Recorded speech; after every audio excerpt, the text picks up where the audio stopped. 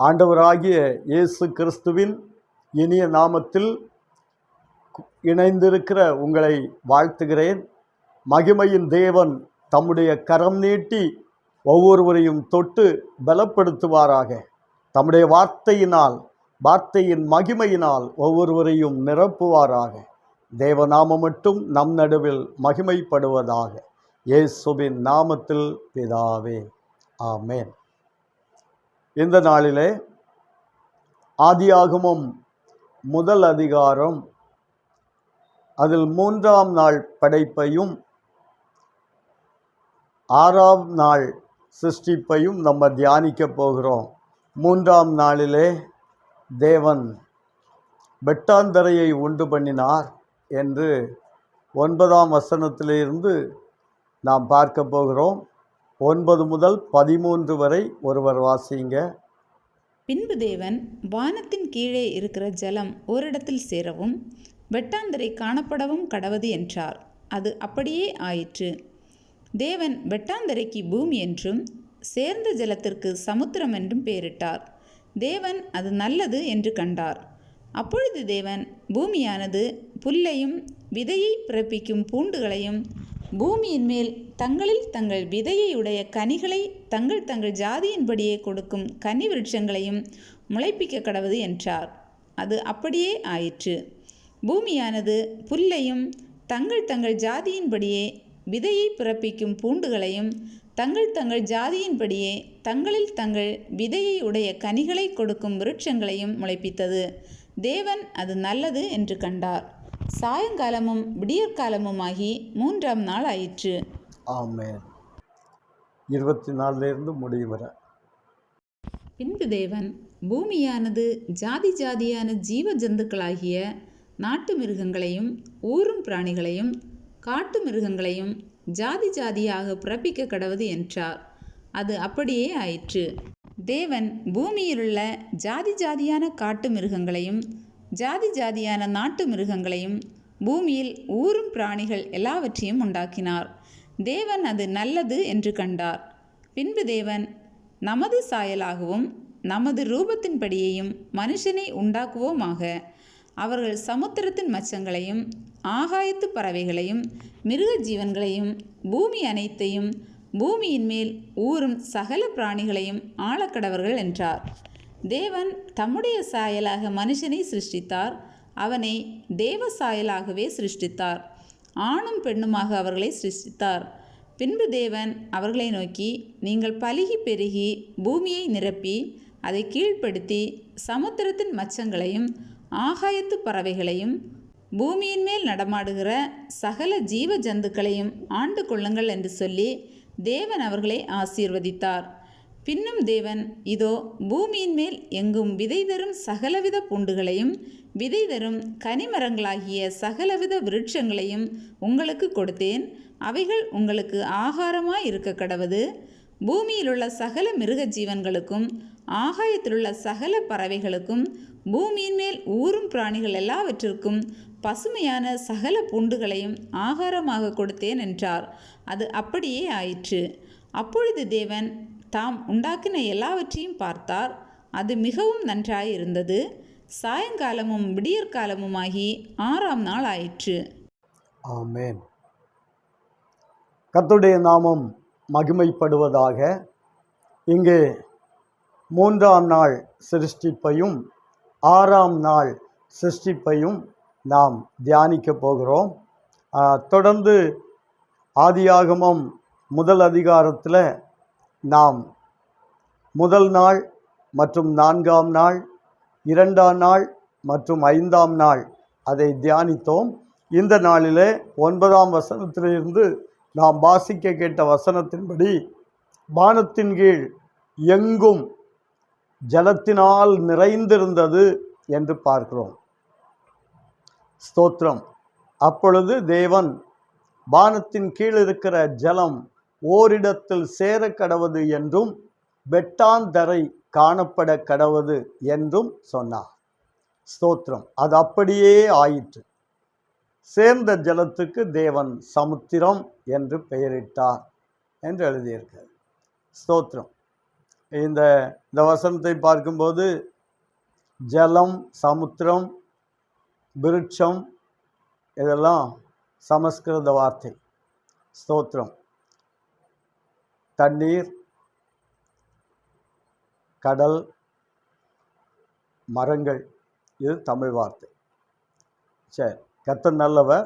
இங்கே பார்க்கிறோம், வானத்தின் கீழெங்கும் ஜலம் இருந்தது என்று பார்க்கிறோம். சிருஷ்டிப்பின் ஆரம்பத்தில் அதை ஓரிடத்தில் சேரும்படி தேவன் கட்டளையிட்டார். வானத்தின் கீழ் இருந்த ஜலத்தின் மேலே தேவ ஆவியானவர் அசைவாடி கொண்டிருந்தார் என்று 2ஆம் வசனம் சொல்லுது. பூமியானது ஒழுங்கின்மையும் வெறுமையுமாய் இருந்தது. தேவ ஆவியானவர் ஜலத்தின் மேல் அசைவாடி கொண்டிருந்தார். ஸ்தோத்திரம். ஒழுங்கின்மையில் இருக்கிற உள்ளங்களில் ஆவியானவர் அசைவாடினா அதை ஒழுங்குபடுத்துவார். ஸ்தோத்திரம். ஜலத்தின் மேல் ஆவியானவர் அசைவாடிய போது அதை தேவன் ஓரிடத்தில் சேரும்படி கட்டளையிட்டார். அங்கே ஒரு அருமையான பூமி உண்டாயிற்று, வெட்டான் தரை உண்டாயிற்று. ஒரு வறண்ட, தண்ணி இல்லாமல் வறண்ட ஒரு பூமி உண்டாயிற்று, வெட்டான் தரை உண்டாயிற்று. அதை தேவன் நல்லதென்று கண்டார். ஸ்தோத்திரம். வெட்டான் தரைக்கு பூமி என்று பெயரிட்டார் என்று எழுதியிருக்கு. நாம் பார்க்கிறது போல ஏதோ ஒரு பூமி மனுஷன் வாழ்வதற்கு தேவன் உண்டு பண்ணினார் என்று இல்லாமல், அந்த பூமியை சற்று சிந்தித்து பார்த்தோமானால் தேவனுடைய மகிமையை நாம் அறிந்து கொள்ள முடியும்.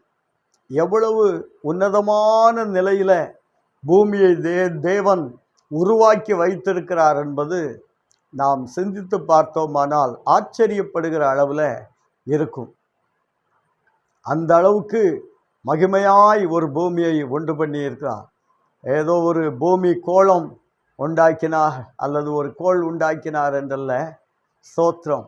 அந்த பூமியை தேவன் மனுஷனுக்கு வாழும்படி கொடுத்தார் என்று எழுதியிருக்கிறார். ஸ்தோத்திரம். மட்டுமல்ல, மனுஷனுக்கு வாழும்படி பூமியை கொடுத்தவர் அந்த மனுஷன் வாழ வேண்டும் என்று விரும்பினார். அதனால தான் அவர் தேவன். ஸ்தோத்திரம். மனுஷன் நல்லா இருக்கணும்னு தேவன் விரும்பினதுனால தான் அவர் தேவன். வேதத்தில் பார்க்கிறோம். இதற்கு முன்னால் பார்த்தோம், வானம் என்பதை பார்க்கும்போது ஸ்தோத்திரம், அங்கே ஓசோன் படலம் பூமியிலிருந்து 30 கிலோமீட்டரில் இருக்கிறது என்று பார்த்தோம். அது சூரியனிலிருந்து வரக்கூடிய புற ஊதா கதிர்கள், தேவையற்ற மனுஷனுக்கு பாதிப்பை உண்டு பண்ணக்கூடிய கதிர்களை அது அழித்து போடுகிறதாக பார்த்தோம். ஆனால் பூமியிலிருந்து 2 பெரும் சக்திகள் செயல்பட்டு கொண்டே இருக்கிறது. அதை நாம் கவனிப்போமானால், பூமியிலிருந்து காந்தபுலம் என்று ஒன்று வெளியேறுகிறது, இன்னொன்று புவி ஈர்ப்பு விசை என்று ஒன்று செயல்படுகிறது. இந்த ரெண்டுமே மனுஷனுக்கு மிக மிக மிக அவசியமானது. புவியீர்ப்பு விசை மட்டும் இந்த பூமியில் தேவன் வைக்காதிருப்பாரானால் பூமி சுழல்கிற சுழற்சி வேகத்துக்கு மனிதனை எங்கேயோ தூக்கி எறிந்திருக்கும். அவன் ஒருவேளை ஆகாய மண்டலத்தில் பறந்திருப்பான். ஸ்தோத்திரம். ஆனால் தேவன் அற்புதமாய் பூமியில் புவி ஈர்ப்பு விசை என்று ஒன்றை வைத்திருக்கிறார். அது என்ன செய்கிறது? நம்மை வெளியே விடாதபடி பூமியிலே இழுத்து வைத்து கொள்ளுகிறது. ஸ்தோத்திரம். பார்த்தோம், பூமி தன்னைத்தான் சுற்றுவதற்கு ஒரு மணி நேரத்துக்கு 1670 கிலோமீட்டர். அதே வேளையில் பூமி சூரியனை சுற்றுகிற வேகம் 1 மணி நேரத்துக்கு ஏறக்குறைய 1,08,000 கிலோமீட்டர் வேகம். அப்படி சுற்றுகிற இந்த பூமி நம்ம அப்படி கட்டி வச்சிருக்குன்னா அது அற்புதம். அது பூமியுடைய அற்புதம் அல்ல, அதை உண்டு பண்ணின தேவனுடைய அற்புதம். அந்த தேவனுடைய மகிமையை அது வெளிப்படுத்துகிறது. பூமி தேவனுடைய மகிமையை வெளிப்படுத்துகிறது. ஸ்தோத்திரம். இது எந்த மனுஷனாலும் இதை செய்ய முடியாது, தேவன் ஒருவர் தவிர. ஸ்தோத்திரம். ஆகவே தேவன் உண்டு பண்ணினார், அது இன்றைக்கும் நிலை நின்று கொண்டே இருக்கிறது. மனுஷன் உருவாக்குகிறதெல்லாம் ஸ்தோத்திரம் இருக்கும், போகும். ஸ்தோத்திரம். ஆனால் தேவன் ஒன்றை உண்டு பண்ணினார், ஆனால் அது நேர்த்தியாயிருக்கும். தேவன் நியமித்த நாள் வரை அது இருக்கும். ஸ்தோத்திரம். ஒரு நாளை நியமித்திருக்கிறார், அதுவரைக்கும் இந்த பூமி இப்படி அற்புதமாயிருக்கும். ஸ்தோத்திரம். மட்டுமல்ல, புவியீர்ப்பு விசை இருக்கிறதுனால்தான் இந்த காற்று மண்டலம் பூமியையே சார்ந்திருக்கிறது. இல்லைன்னா அதுவும் எங்கேயோ விண்வெளிக்கு போயிருக்கும். ஸ்தோத்திரம். இந்த காந்தபுலம் என்ன செய்கிறது என்றால், இந்த காந்தபுலம் சூரியனிலிருந்து வரக்கூடிய நச்சு துகள்கள் அதை பூமிக்கு வரவிடாமல் தடுக்கிறதாம். விண்வெளியில் போய், இங்கே இருந்து தடுத்தா கூட பரவாயில்ல, அது விண்வெளியில் போய் தடுக்கிறதா. அவ்வளவு அற்புதமாய் தேவன் இந்த பூமியை உண்டு பண்ணி இருக்கிறார். ஆண்டவர் உருவேற்படுத்திய பூமியை நினைத்து பார்த்தால் இன்னும் எத்தனையோ அருமையான காரியங்கள் எழுதப்பட்டிருக்கிறது. அது அற்புதமானவை. ஸ்தோத்திரம். அப்போது பூமியிலே வாழும்படி தேவன் நம்மை வைத்திருக்கிறார். வானங்கள் அவருடைய கரத்தின் கிரியைகள், பூமியையோ மனுப்புத்திரருக்கு கொடுத்தார் என்று எழுதியிருக்கு. வாசிங்க பார்க்கலாம். பூமியை மனுப்புத்திரருக்கு கொடுத்த வசனத்தை 115ஆம் சங்கீதம் 16வது வசனம். வானங்கள் கர்த்தருடையவைகள், பூமியையோ மனுபுத்திரருக்கு கொடுத்தார். ஆமென். வானங்கள் கர்த்தருடையவைகள். ஸ்தோத்திரம். அது வேற யாருக்கும் சொந்தமானதில்லை. ஸ்தோத்திரம். விஞ்ஞானிகள் அவங்க பெயரை போட்டு கோடென்று சொல்லுகிறார்கள், ஆனால் அது அவங்களுக்கு சொந்தமானதில்லை, அது தேவனுக்கு சொந்தமானது. தேவன் விரித்த வானம். ஸ்தோத்திரம். பூமியையோ மனுப்புத்திரருக்கு கொடுத்தார். நானும் நீங்களும் வாழும்படி இந்த பூமியை நமக்கு தந்திருக்கிறார். இதுபோல் ஒத்த வேற ஒரு கோள் தேவன் இதுவரை கொடுக்கவே இல்லை. நாங்கள் நிலாவில் போய் தங்குவோம் என்றெல்லாம் சொல்லுகிறார்கள். ஆனால் அங்கே சுவாசிக்கணும்னா காற்றை உண்டு பண்ணி தான் சுவாசிக்கணும். ஏன்னா நச்சு காற்றுகள் கலந்திருக்கிறது, ஆக்சிஜன் சரியாக கிடைப்பதில்லை. அப்படித்தான் எல்லா கோள்களும் இருக்கிறது. ஆகவே அங்கே இயற்கையாக சுவாசிக்க முடியாது, செயற்கையாக தான் சுவாசிக்கணும். ஸ்தோத்திரம்.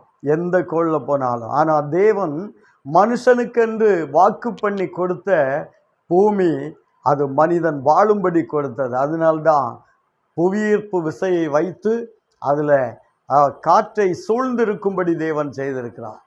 நாம் வாழ்கிற பூமியை போல ஆக்சிஜன் நிரம்பி இருக்கிற எந்த கோளும் கிடையாது. ஸ்தோத்திரம். அப்போது அவ்வளவு அருமையாய் தேவன் மனுஷனுக்கென்று இந்த பூமியை உருவேற்படுத்தி கொடுத்திருக்கிறார். அவர் நல்ல தேவன். ஸ்தோத்திரம்.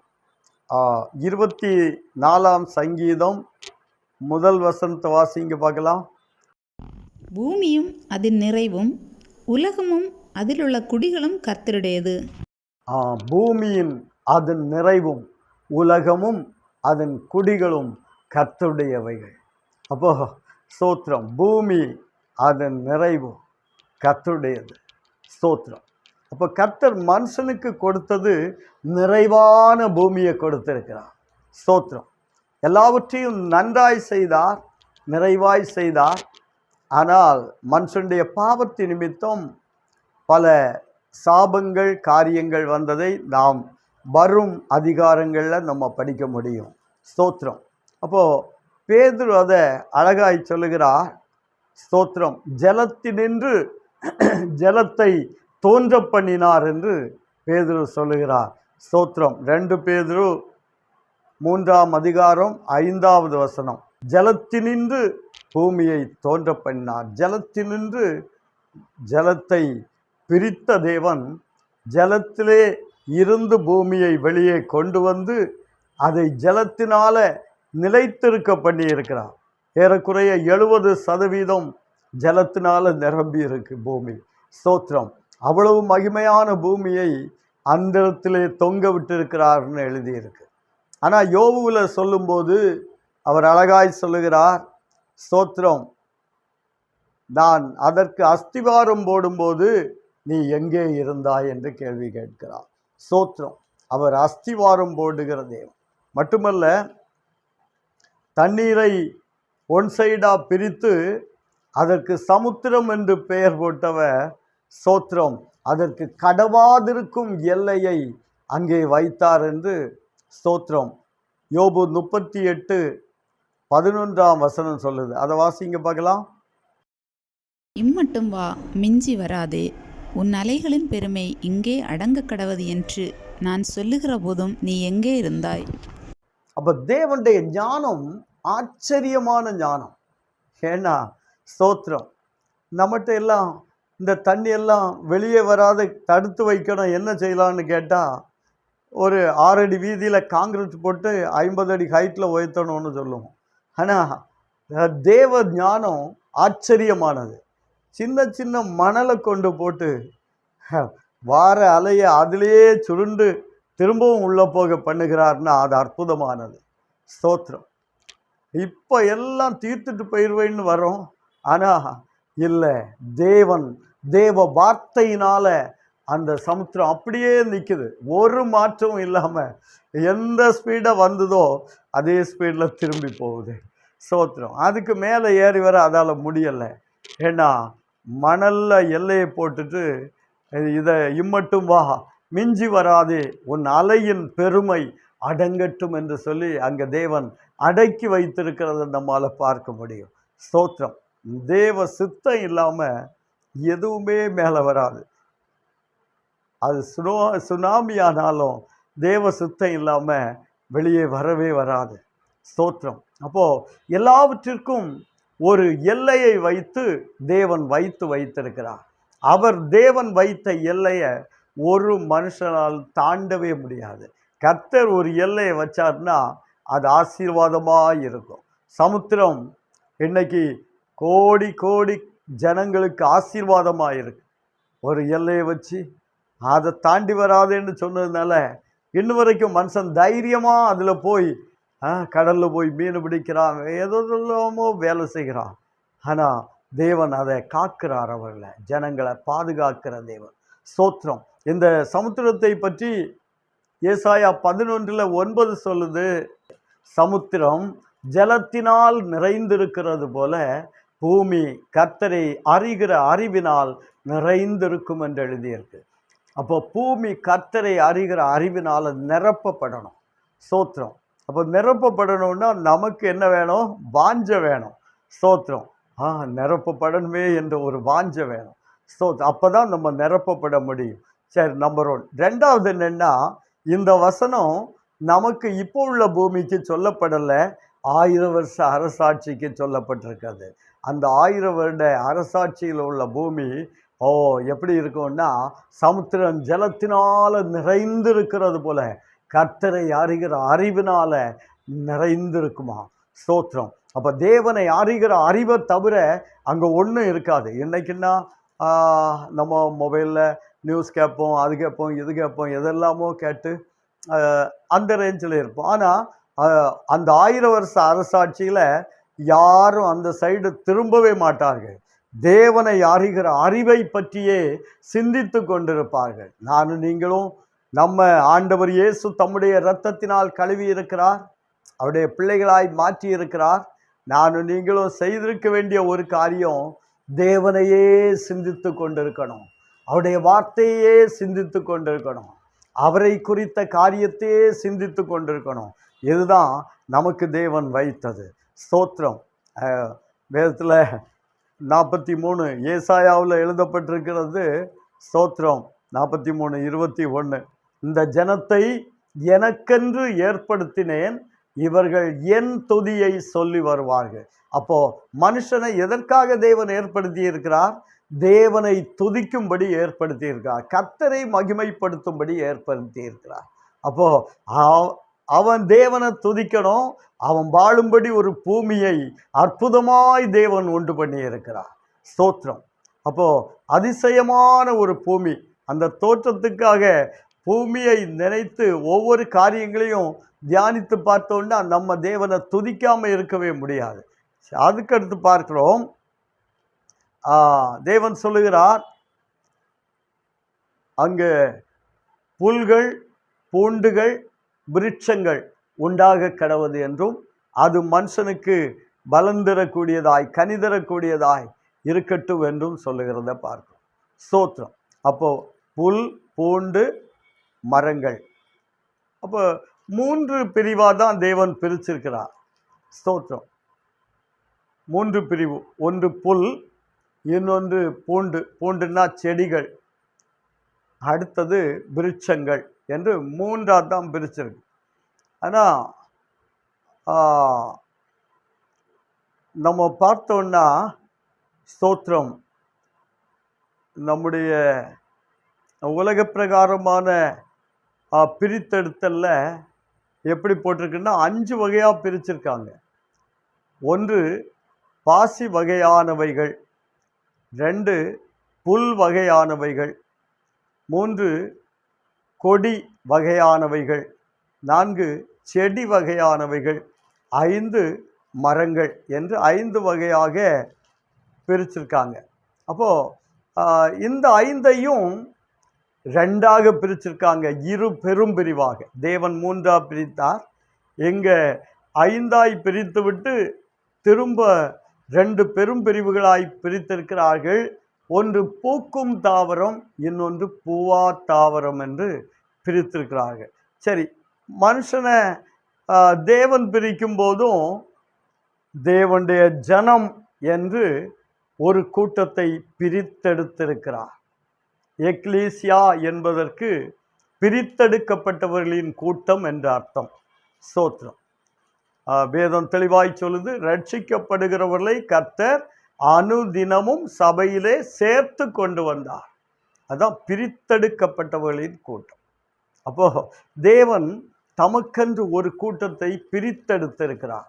இன்றைக்கு இணைந்திருக்கிற ஒவ்வொரு தேவ பிள்ளைகளும், இந்த வார்த்தையை கேட்கிற ஒவ்வொரு தேவ பிள்ளைகளும் பிரித்தெடுக்கப்பட்டவர்கள் என்பதை மறந்து போகக்கூடாது. நானும் நீங்களும் தேவனுக்கென்று பிரித்தெடுக்கப்பட்டவர்கள்.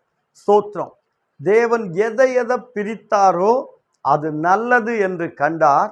மட்டுமல்ல, அவர் தம்முடைய நாம மகிமைக்கென்று அவைகளை செய்திருக்கிறார் என்பதையும் வேதத்தில் நம்ம வாசிக்க முடியும். தேவ நாம மகிமைக்கென்று தான் ஒவ்வொரு காரியங்களையும் தேவன் செய்திருக்கிறார். மட்டுமல்ல, அவர் உண்டு பண்ணினது தாம் உண்டு பண்ணின மனுஷனுக்கு வாழும்படியாக அதை உண்டு பண்ணினார். அம்மனுஷன் அதை ஆளும்படியாக உண்டு பண்ணினார்.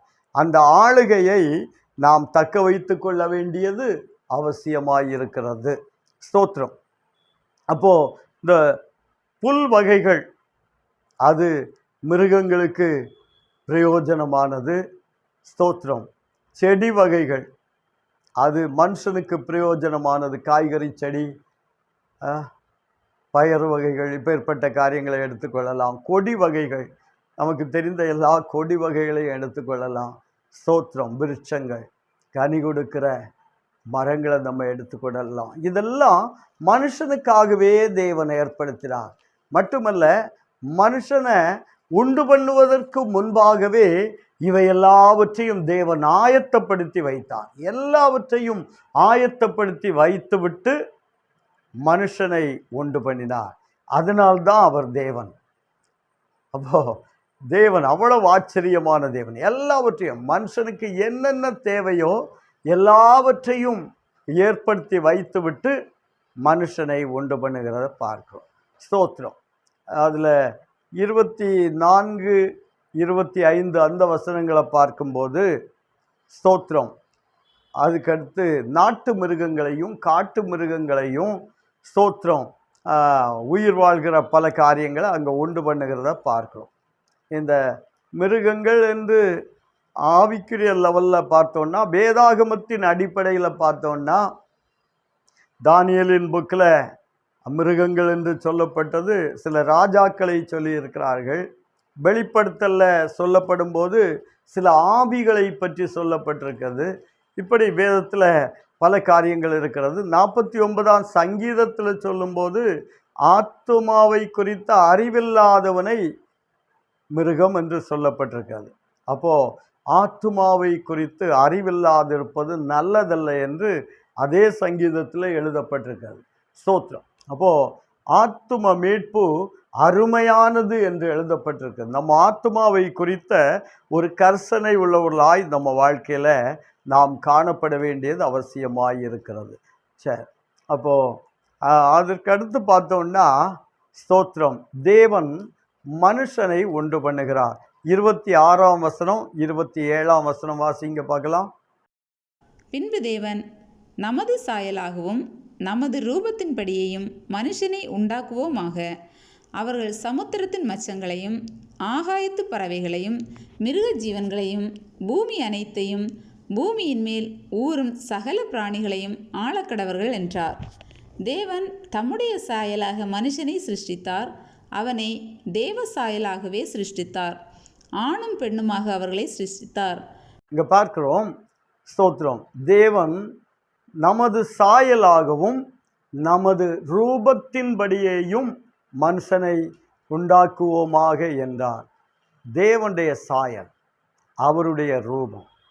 அப்போ தேவ சாயல் என்பது தேவனுடைய மகிமை. ஒளியை வஸ்திரமாய் தரித்திருக்கிறார்.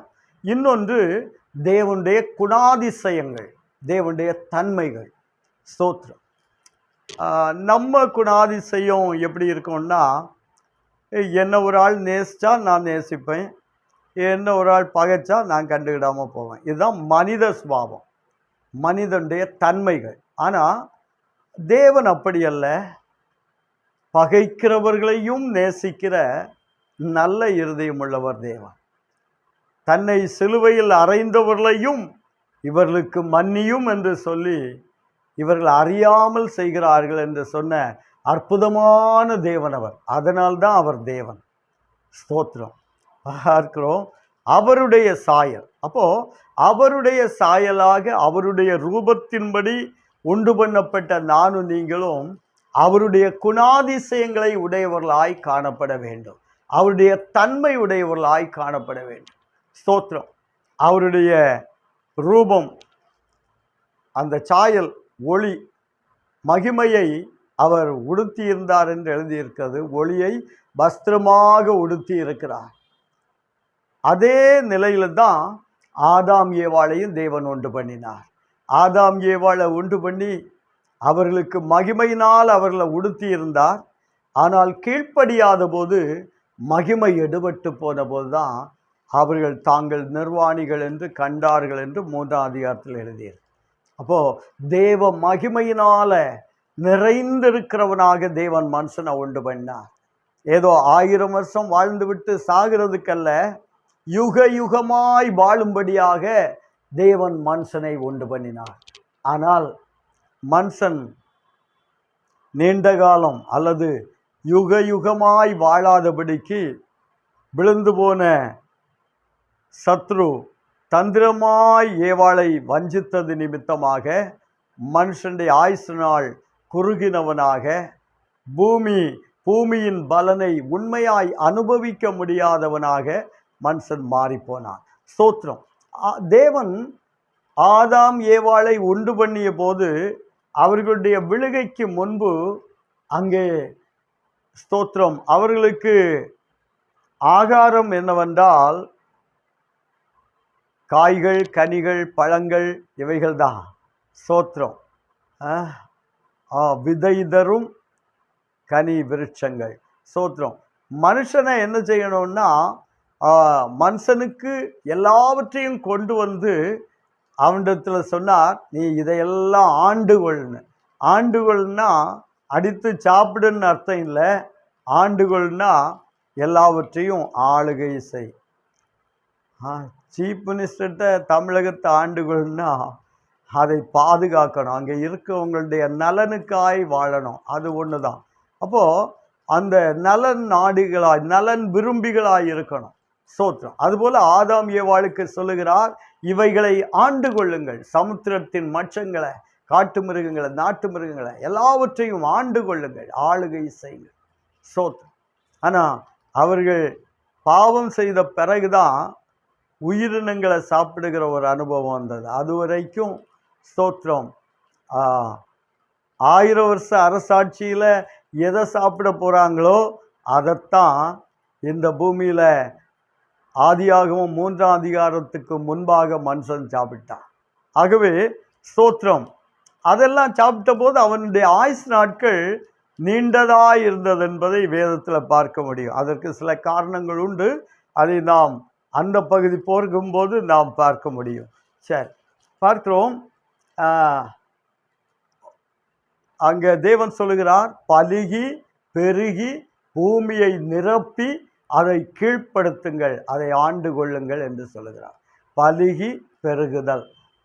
சிலர் சொல்லுவார்கள், ஆதாம் ஏவாள் மட்டும் பாவம் செய்யலைன்னா அவங்க 2 பேர் தான் இருந்திருப்பார்கள் என்று. அது உண்மை அல்ல. தேவன் என்றைக்கு நமது சாயலாகவும் நமது ரூபத்தின்படியேயும் மனுஷனை உண்டாக்குவோமாக என்று சொன்னாரோ அன்றைக்கே தேவன் தீர்மானம் பண்ணி சொல்லிவிட்டார், நீங்கள் பலுகி பெருகி பூமியை நிரப்பி அதை ஆண்டு கொள்ளுங்கள், கீழ்ப்படுத்துங்கள் என்று சொல்லிவிட்டார். ஆகவே ஸ்தோத்திரம், தேவனுடைய தீர்மானம், தேவனுடைய திட்டம் அது மாற்றத்தக்கதல்ல, அது மாற்றமில்லாதது. எதை செய்தாரோ அதை நன்றாய் செய்தார். அவரிடத்துல நீர் செய்தது தப்பு என்று சொல்ல யாரால் கூடும்? ஸ்தோத்திரம், அவரிடத்துல தப்பு வராது. அவர் தேவன், எல்லாவற்றையும் அறிந்திருக்கிற தேவன். ஆகவே அவருடைய திட்டங்களை யாரும் தடுக்க முடியாது, மாற்ற முடியாது, மறைக்க முடியாது, குறைக்க முடியாது. தேவன் ஒரு திட்டம் வைத்தாரானால் அந்த திட்டத்திற்காய் நானும் நீங்களும் வாழ வேண்டியது அவசியமாயிருக்கிறது. என்னை குறித்த, உங்களை குறித்த ஒரு நோக்கத்தை தேவன் வைத்திருக்கிறார். அந்த நோக்கத்திற்காகவே இந்த பூமியில் வாழ நாம் நம்மை ஒப்பு கொடுக்க வேண்டியதும் அவசியமாயிருக்கிறது. ஸ்தோத்திரம். எடுத்து வாசிங்க பார்க்கலாம். சங்கீதம் 92:12. நீதிமான் பனையைப் போல் செழித்து லீபனோனில் உள்ள கேதுருவைப் போல் வளருவான். நீதிமான் பனை போல செழித்து லீபனோனில் உள்ள கேதுருவை போல் வளருவான். ஸ்தோத்திரம். அப்போது இங்கே மரங்கள் எதுக்கு ஒப்பிடப்படுதுன்னா நீதிமானுக்கு ஒப்பிடப்படுது. பனை என்பது பேரிச்சம் மரம், அதுவும் பனை தான். அதை இங்கே தமிழில் மொழிபெயர்க்கும் போது நம்ம புரிந்து கொள்ளுகிற அளவில் பனை என்று போட்டு விட்டார்கள். ஏன்னா எந்த வளர்ச்சியும் தாங்கி நிற்கக்கூடியது பனை மரம். ஸ்தோத்திரம். அந்த பனை மரத்துக்கு தண்ணி யாரும் ஊற்ற வேண்டியதில்லை, அது தானாய் வளரும். வேறு எந்த அளவுக்கு ஆழமாய் போய் தண்ணீர் எடுக்க வேண்டுமோ அந்த அளவுக்கு போய் தண்ணீர் எடுக்கும். பேரிச்ச மரமும் அதே தான். ஆகவே நீதிமான் பனை போல செழித்து, அது வறட்சியான டைம்னு வாடாது, நல்ல குளிர்ச்சியான டைம்னு கொழுகுலாக வராது. அதுடைய தன்மையில் அது செழிப்பாக வளர்ந்து கொண்டே இருக்கும். பனை போல செழித்து லீபனோனில் உள்ள கேதுருவை போல வளருவான். ஸ்தோத்திரம். இந்த விருட்சங்களை நம்ம வேதத்தில் பார்க்கிறோம். செடி, அதுக்கு பூண்டுகள் என்று போட்டிருக்கு. ஸ்தோத்திரம். புல், பூண்டு, மரங்கள், விருட்சங்கள். அப்போது இந்த விருட்சங்களை பற்றி வேதத்தில் பார்த்தோம்னா மனிதர்களுக்கு ஒப்பிடப்பட்டு சொல்லப்பட்டிருக்கிறது. ஸ்தோத்திரம். அத்திமரம் என்று யூதனை குறித்து சொல்லப்பட்டிருக்கிறது. ஸ்தோத்திரம். ஒலிவ மரம் என்று இஸ்ரவேல் ஜனத்தை குறித்து சொல்லப்பட்டிருக்கிறது.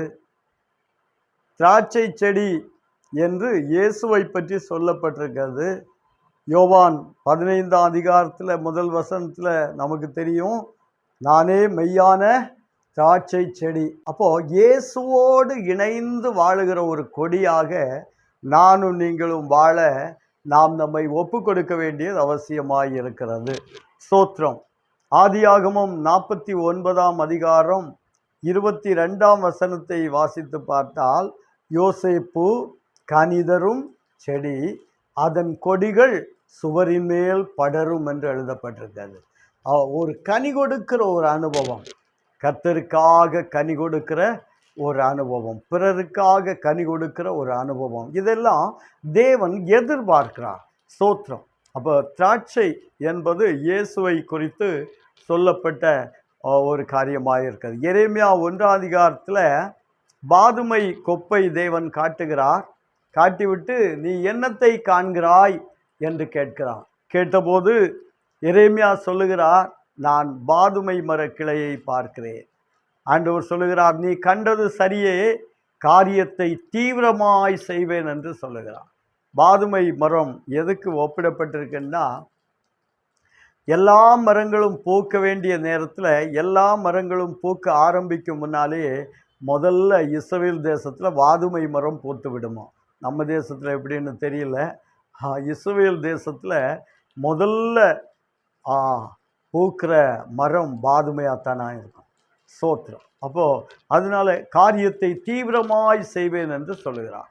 நம்ம வாழ்க்கையிலையும் தேவன் ஒரு காரியத்தை வைத்தாரானால் அதை சோம்பேறிகளாக செய்யாமல் உற்சாகமாக செய்யணும். உனக்கு இருக்கிற முழு பலத்தோடு செய்யணும்னு வேதம் சொல்லுது. எதை செய்தாலும் முழு பலத்தோடு செய், பிரசங்கி சொல்லுகிறார். அப்போது தேவன் முழு பலத்தோடு ஒவ்வொரு காரியங்களையும் செய்தார். அதற்கு பிறகு மனுஷனை உண்டு பண்ணினார். ஸ்தோத்திரம். அப்போ அவர் உண்டு பண்ணினது நல்லது என்று கண்டார். ஸ்தோத்திரம். வேதத்தில் பார்க்கிறோம், இந்த புல் எதுக்கு ஒப்பிடப்பட்டு சொல்லப்பட்டிருக்குன்னா, மனுஷன் புல்லை போல வளர்ந்து அதன் பூவை போல உதிர்ந்து போகிறான் என்று எழுதியிருக்கு. அப்போ மனுஷனுடைய வாழ்க்கை நிலையற்ற வாழ்க்கை என்பதை வேதம் மிக தெளிவாய் சொல்லுகிறது. நிலையில்லாத வாழ்க்கை, நிலையில்லாத வாழ்க்கை. ஸ்தோத்திரம். நிலையான வாழ்க்கைக்கு தேவன் உண்டு பண்ணினார். ஆனால் மனுஷன் நிலையில்லாத வாழ்க்கையை தெரிந்து கொண்டார். ஸ்தோத்திரம். ஆனால் மறுபடியும் தேவன் நம்மேல் இரக்கம் கொண்டு இந்த பூமியில் மனித அவதாரமாய் வந்து தம்முடைய ஜீவனை நமக்காய் தந்து, கிறிஸ்துவின் ஜீவனை பெற்றவர்கள் மறுபடியும் யுக யுகமாய் வாழ முடியும் என்ற ஒரு தெய்வீக நம்பிக்கையை தந்து அவர் மகிமைக்குள்ள போயிருக்கிறார். மட்டுமல்ல, பிதாவின் வலப்பக்கத்தில் போய் எனக்காக உங்களுக்காக பரிந்து பேசி கொண்டிருக்கிறார் என்று எழுதப்பட்டிருக்கு. அப்போ ஆண்டவர் இயேசு நமக்காக பரிந்து பேசி கொண்டிருக்கிறார். அதனால்தான் நானும் நீங்களும் இன்றைக்கும் நின்று கொண்டே இருக்கிறோம். ஸ்தோத்திரம். கர்த்தர் நல்லவர். இதை நினைச்சா தேவனை துதிக்காம இருக்க முடியுமா? எனக்காக ஜபிக்கிற, எனக்காக பரிந்து பேசுகிற ஒரு இயேசு இருக்கிறார் என்பதை நினைச்சா யாரால் துதிக்காம இருக்க முடியும்? யாரால் வேதத்தை தியானிக்காம இருக்க முடியும்? யாரால் ஜபிக்காம இருக்க முடியும்? ஸ்தோத்திரம். அப்போ நாம் கர்த்தரோடு நெருங்கி வாழ நம்ம ஒப்பு கொடுக்கணும். இயேசுவோடு நெருங்கி வாழ நம்முடைய வாழ்க்கையை ஒப்பு கொடுக்கணும். ஏன்னா ஸ்தோத்திரம், தேவனோடு இசைந்து இருக்கிறவன் அவரோடு ஒரே ஆவியாய் இருக்கிறான் என்று எழுதப்பட்டிருக்கிறது. அந்த ஒரு அனுபவத்தை நம்ம வாஞ்சித்து முன்னேற வேண்டியது அவசியமாயிருக்கிறது. ஸ்தோத்திரம். பார்க்கிறோம், தேவன் எல்லாவற்றையும் உண்டு பண்ணிவிட்டு கடைசியில் அது நல்லது என்று கண்டார். நம்ம செய்கிற காரியங்கள், எந்த காரியத்தை செய்தாலும் அதன் முடிவில் அது நல்லதென்று காண முடிகிறதா? தேவன் எல்லாவற்றையும் பார்த்தார் என்று சொல்லப்பட்டிருக்கு. தாம் உண்டு பண்ணின எல்லாவற்றையும் தேவன் பார்த்தார். தேவன் பார்த்தாலே அது அற்புதம். ஆண்டவர் இயேசுவை பற்றி நாம் பார்க்க முடியும். அவர் நின்றால் அற்புதம், நடந்தால் அற்புதம், ஏதோ ஒரு திசையை நோக்கி போனால் அங்கே அற்புதம், எதை செய்தாலும் அதில் அற்புதம். இயேசு செய்கிற எல்லா காரியங்களையும் அற்புதமாகவே வேதத்தில் நம்ம பார்க்க முடியும். ஸ்தோத்திரம். அவர் எதை செய்தாலும் அதில் ஒரு அற்புதம் இருக்கு. அப்போது நானும் நீங்களும் செய்கிற காரியம் தேவன் விரும்புகிறதா இருக்கிறதா? தேவன் அதில் மகிமைப்படுகிற காரியமாய் நம்முடைய காரியங்கள் இருக்கிறதா? நம்முடைய வாழ்க்கையில் கர்த்தரை மட்டும்தான் மகிமைப்படுத்துகிறோமா?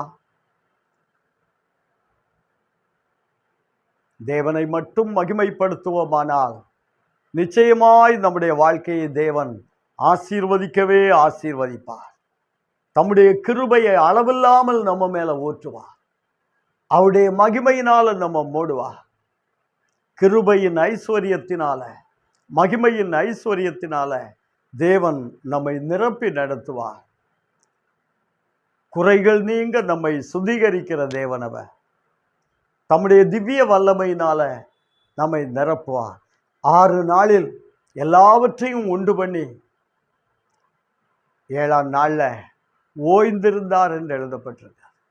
ஸ்தோத்திரம். அது கர்த்தருடைய நாள். பழைய ஏற்பாட்டில் பார்க்கும்போது கர்த்தருடைய நாள் அது மிக முக்கியமான நாள். கர்த்தருடைய நாளில் ஒரு வேலையை தனிநபர் சொந்த வேலையை செய்தால் அது பிரச்சனைக்குரிய காரியம். வேதம் மிக தெளிவாய் சொல்லுகிறது. ஸ்தோத்திரம். அதுக்கு என்ன தண்டனைன்னு எழுதப்பட்டிருக்கிறது. ஸ்தோத்திரம். ஆனால் நம்ம கிருபையின் காலத்தில் வாழ்ந்து கொண்டிருக்கிறோம். அவருடைய கிருபையை அதிகமாய் சார்ந்து கொள்வோம். மகிமை நிறைந்த கர்த்தர் நம் வாழ்க்கையில் மகிமையான காரியங்களை செய்ய ஒப்பு கொடுப்போம். சர்வ ஞானமுள்ள தேவன் எல்லாவற்றையும் உண்டு பண்ணி நல்லதென்று கண்டவர் மனுஷனை உண்டு பண்ணி அதில் வைத்தார். அவனுக்கு ஆளுகையை கொடுத்தார். ஸ்தோத்திரம். நமக்கு ஒரு ஆளுகை இருக்கிறது. தேவ கரத்தில் நாம் இருக்கிறோமா? ஏற்ற காலத்தில் அவர் உங்களை உயர்த்தும்படி அவருடைய பலத்த கரத்தில் அடங்கி இருங்கள் என்று எழுதப்பட்டிருக்கிறது. கர்த்தருடைய பலத்த கரம் அதில் அடங்கி இருக்க நம்மை ஒப்பு கொடுப்போம். மகிமையின் தேவன் தம்முடைய மகிமையினால நம்ம நிரப்புவார். அடங்கி இருங்கள் என்று சொன்ன உடனே ஏதோ நினைக்க வேண்டாம். கர்த்தர் என்ன சொல்லுகிறாரோ அதன்படி செய்யணும். யோவான் சுவிசேஷம் 2ஆம் அதிகாரத்தில் அம்மாவிடத்தில் வந்து சொன்னார்கள் ரசம் இல்லைன்னு. அம்மா வந்து இயேசுவிடத்தில் சொன்னாங்க, மகனே ரசம் தீர்ந்து விட்டது என்று. ஸ்தோத்திரம்.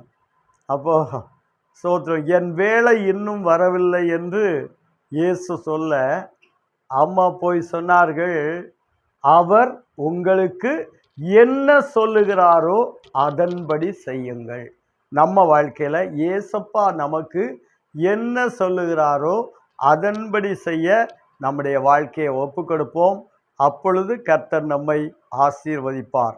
கொஞ்ச நேரம் அப்படியே ஜெபம் பண்ணலாம். ஹல்லேலூயா, ஹல்லேலூயா.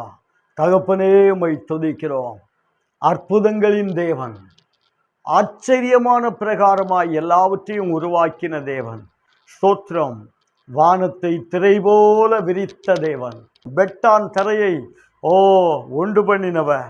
ஸ்தோத்திரம். ஜலத்தினின்று ஜலத்தை பிரித்தவர், ஆகாய விரிவை உண்டு பண்ணினவர். ஸ்தோத்திரம். மகிமையான தேவன், உங்களை மகிமைப்படுத்துகிறப்பா. பூமியை உண்டு பண்ணி அதில் ஈர்ப்பு விசையை வைத்தவர், அதில் வாழும்படி அதை மனுஷனுக்கு கொடுத்தவர். ஸ்தோத்திரம்.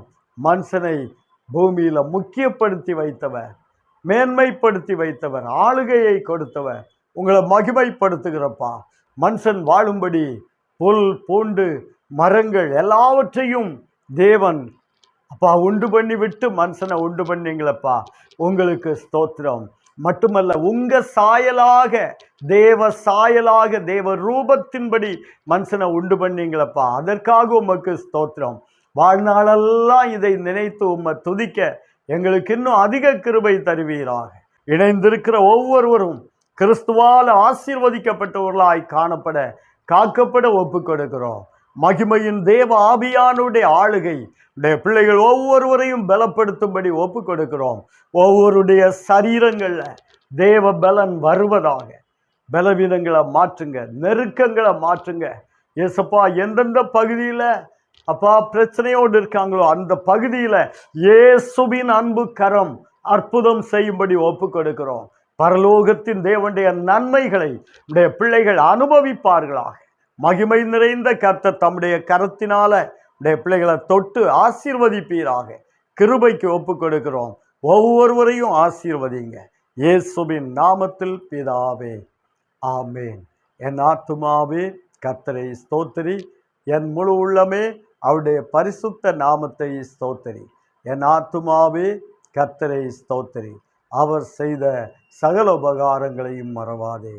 ஆமென். நம்மை உருவாக்கின தேவன் அவர் செயல்களில் பெரியவர். வானத்தையும் பூமியையும் உண்டாக்கினவர் அவர் மகத்துவமானவர்.